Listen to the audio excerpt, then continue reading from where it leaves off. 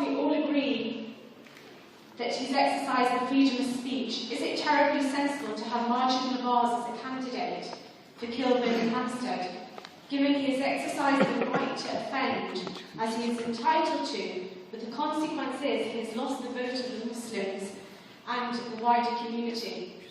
Thank you very much.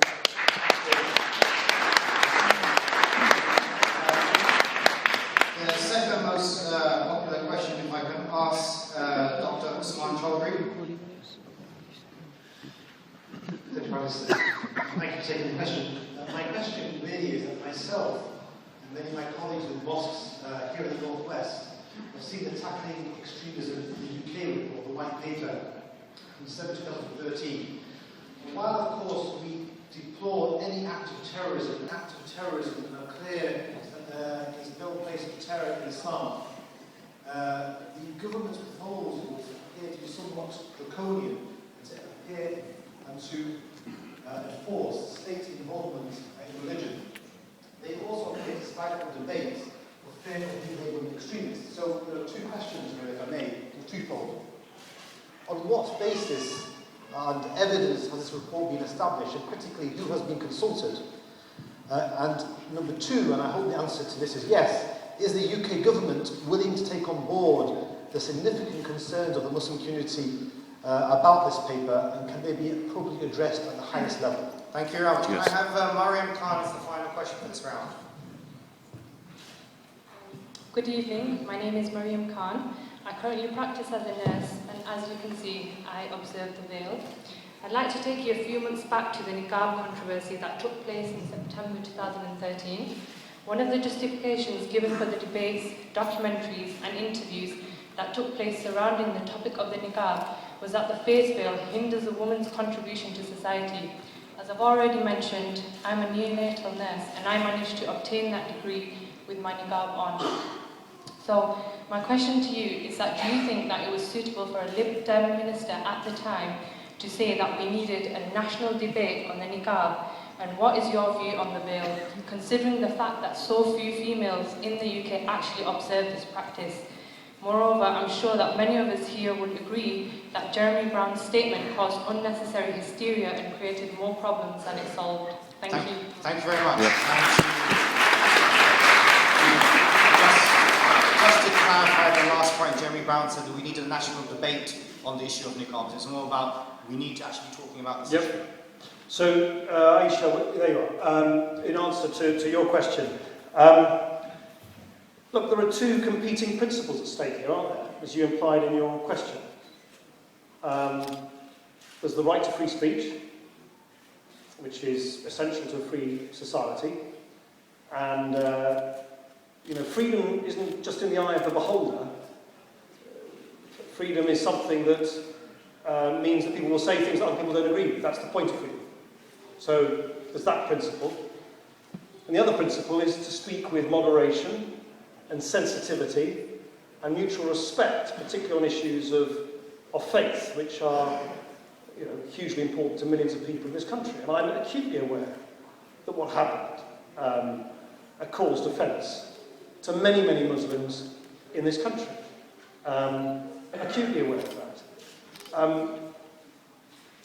And what I would say is that the freedom to speak your mind, which is an essential freedom in our society and should not be discarded at the first sign of controversy, is one that of course needs to be tempered with moderation, with respect, with tolerance, and with the use of language and the tone of language which is respectful and expresses the dignity with which particular issues of faith should be treated. And that's why the fact that Majid Nawaz has said that he regrets some of the language and the tone that he's adopted is important. But more generally, I would say to everybody, this causes huge, heartfelt concern. This inspires a great deal of anger, a great deal of division, but it is essential that those differences of opinion,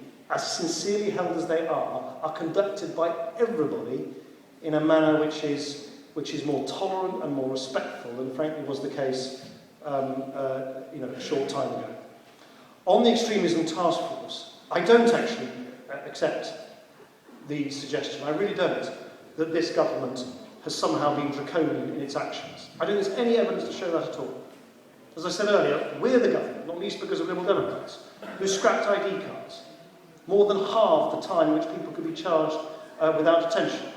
As I said earlier, that stopped the incarceration of young children for immigration purposes, that replaced control laws, which were not only draconian but were also legally insecure. And if you actually look at the report, as you know, there were some voices who said that we should immediately reach for the statute book and legislate for extremism as bows. And myself and other people said, no, we're not going to do that because the case hasn't been made. So the report didn't say that was going to happen. The report said, we'll examine the case as one would examine the case for anything that is proposed. So I really would ask you to judge a government as much as you would judge any person by their actions and not what they're alleged to think. Because I really do think our actions have shown that each step of the way, not least because of Liberal Democrats in government, we have sought to strike the right tone and not overreact. In the past, I think previous governments, if faced by the horror of what happened in Woolwich, would have immediately introduced a whole raft of legislation, which they would have spent the next decade regretting. We didn't do that. In fact, the first thing I did as Deputy Prime Minister was to go out, citing some verses from the Quran to say we must not overreact at a time of fear and at a time of mutual antagonism. We should keep a cool head and continue to act in a spirit of generosity one to the other. And that is quite different, quite different, frankly, to some of the populist and draconian gesture politics of the past. And it was a paper that was prepared with a wide consultation. And yes, of course, those who may not like certain provisions in it are and have been and will continue to be listened to it. The final question, as you know, at the time that Jeremy Brown spoke out, I immediately said that I disagreed with him.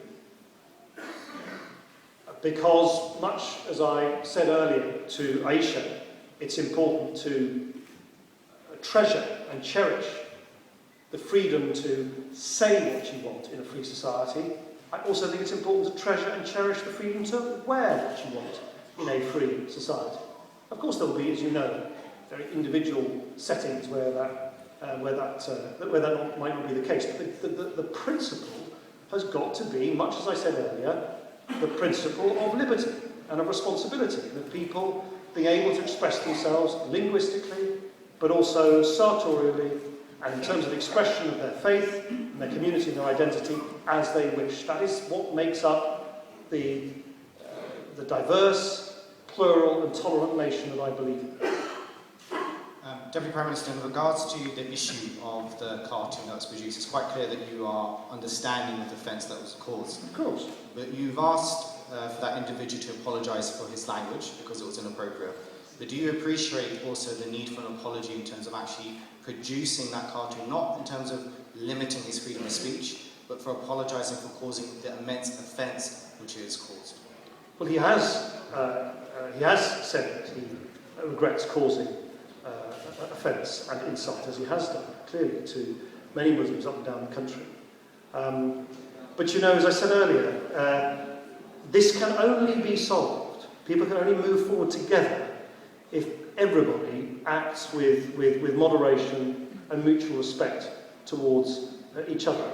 For the reasons we've just been discussing, we are a plural society. We are composed of people with different faiths, different communities, different backgrounds, different ethnicities, different ideologies. That is what makes a free and vibrant society.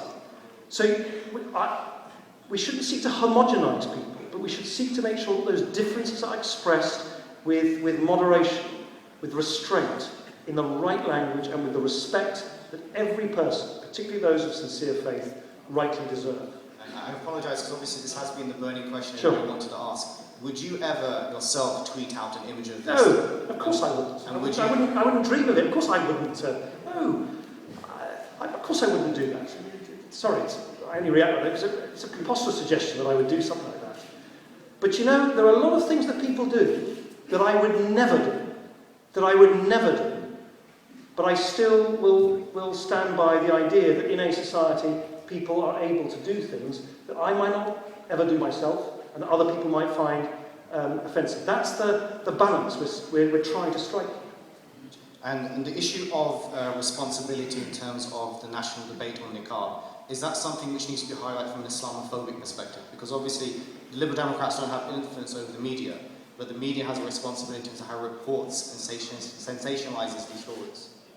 Oh, and of course the media plays a crucial role, but you don't want to invite a politician to start complaining about the media, otherwise you'll be here all night. But I think it is, I do actually think it's really incumbent on everybody in politics, in education, and in the media to kind of speak with proportion and with responsibility about things that otherwise can cause a great deal of unnecessary fear and anxiety, and as I think the young lady there said to me earlier, can also intimidate young Muslims who feel that somehow their freedom of expression to express their own identity is somehow being frowned upon, or even worse, intimidated. Thank you, Archbishop Morris. We're going to move to the next round.